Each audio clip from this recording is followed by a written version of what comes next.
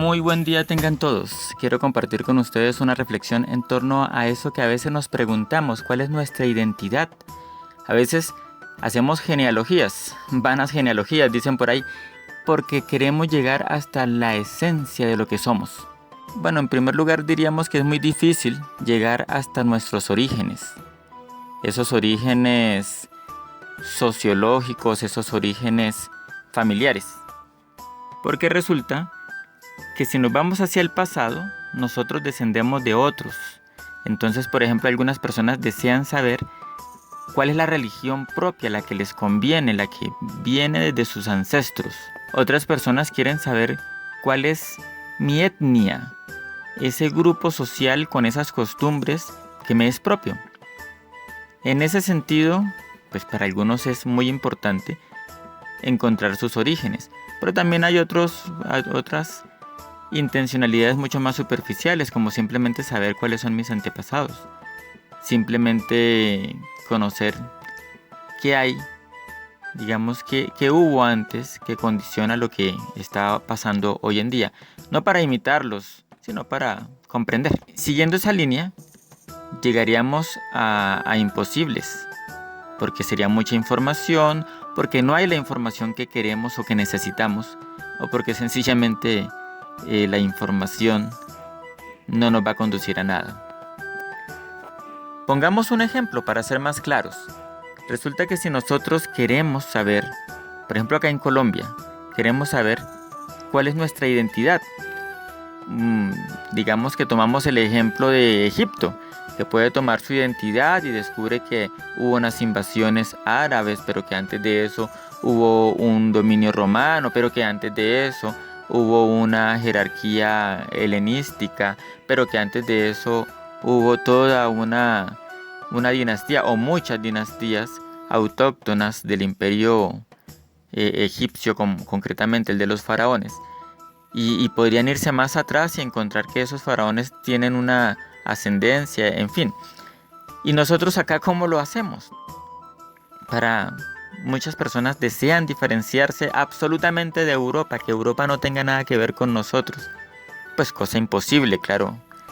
Sin embargo, ese deseo, esa intención de diferenciarse completamente del europeo para ser autóctono, para ser diferente, para ser especial, nos lleva a analizar nuestra idiosincrasia, nuestras costumbres, nuestra forma de ser y mirar cómo eso viene de antes, pero tratar de sacar toda la posibilidad europea, española, ibérica en general.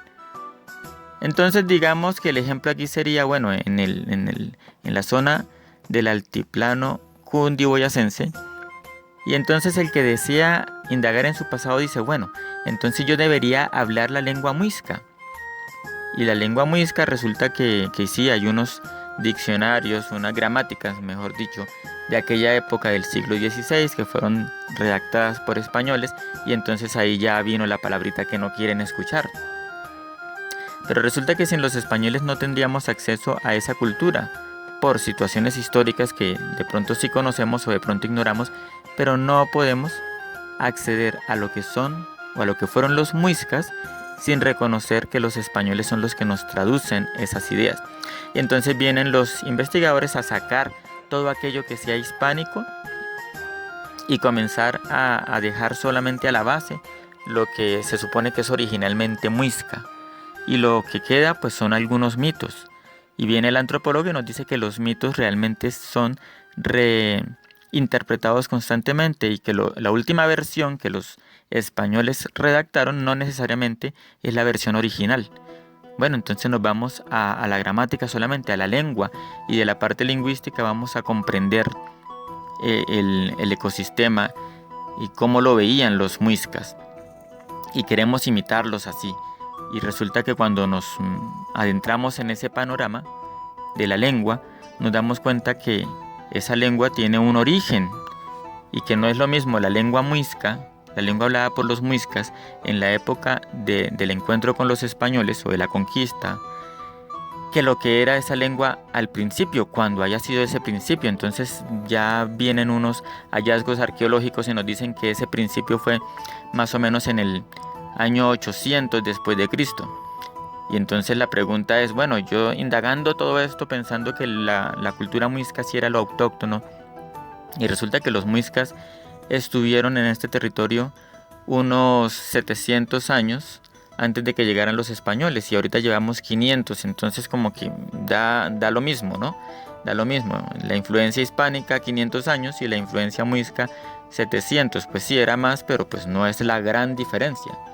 Así que aquella persona que tiene estos intereses tiene que ahondar un poco más atrás, y resulta que se da cuenta que los muiscas no eran oriundos de esta región, que en esta región había otros grupos y que la lengua que ellos traían no comenzó a existir en esta región, y entonces tiene que irse a otro lado y termina yéndose a Centroamérica, en la parte de Nicaragua y Costa Rica, de donde procedían los chibchas, la familia lingüística chibcha de la cual proviene la lengua de los muiscas y de hecho toda su etnia.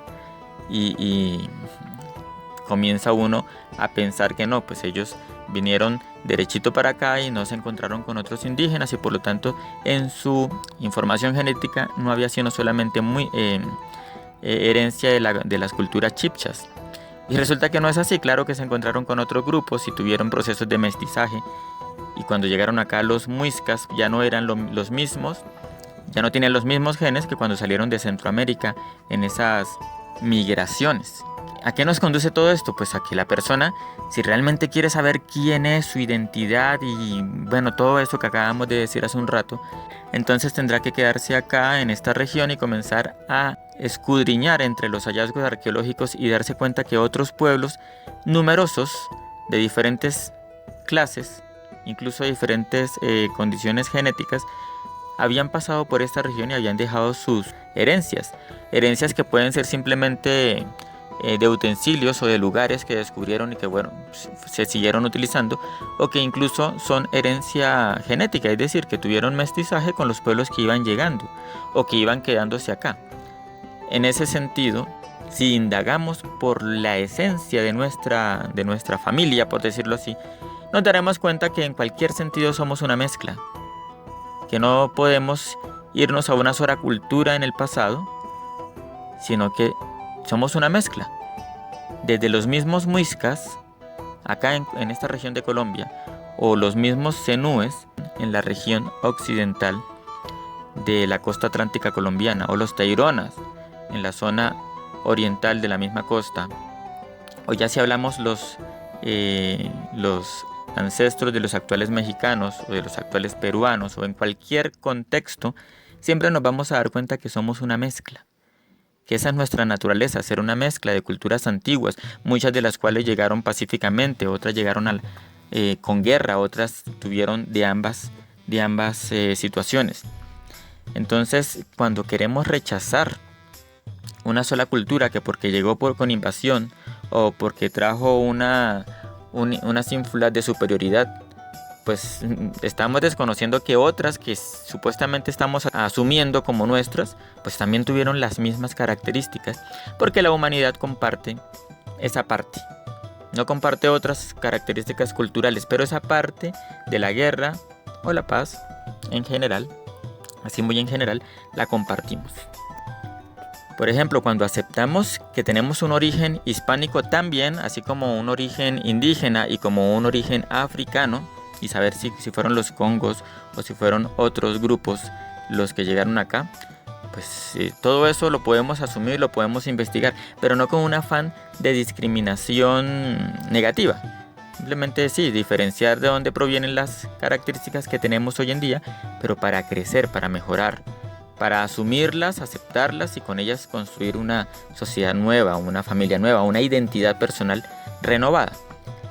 Si nosotros asumimos a los hispánicos, también nos vamos a dar cuenta que ellos no fueron un grupo homogéneo toda la historia, sino que de los mismos íberos y antes de ellos había grupos humanos que eran muy diferentes. Incluso hay herencia, podríamos decir, aunque eso no está confirmado o no lo conozco, que los mismos neandertales tuvieron herencia, dejaron su herencia cultural y su herencia genética. Esa es mi perspectiva, aunque pues es discutible. Y dejaron esa herencia en los habitantes de Iberia, de la península ibérica. Y luego llegaron fenicios, luego llegaron griegos, luego ya los romanos, luego los bárbaros, visigodos, suevos, etc. Los vándalos pasaron por allí. Luego los musulmanes, y así tenemos una gran cantidad de mezclas que luego llegan hasta acá. Entonces nosotros acá tenemos esa posibilidad de sentirnos herederos de muchas culturas y en esa herencia construir hoy. Si queremos indagar en el pasado, nos daremos cuenta de eso, no encontraremos una identidad nuestra propia, no, la estamos compartiendo con muchas culturas, muchos pueblos, algunos de los cuales han desaparecido, digamos, en su contexto, pero pues han dejado su herencia y la tenemos nosotros hoy en día. Y si no indagamos por ese pasado, sino que simplemente queremos vivir como caiga la vida, pues nos vamos a dar cuenta que no, que ese pasado sí genera una influencia en nosotros y que ese pasado, si lo asumimos, nos ayuda a mejorar, pero si simplemente vivimos las secuelas que ha dejado, pues la verdad no es que nosotros no aportaremos mucho. Bien, esa es la reflexión que quería realizar hoy. Es algo muy general, pero espero que sea de utilidad. Muchas gracias por escuchar. Dios les bendiga.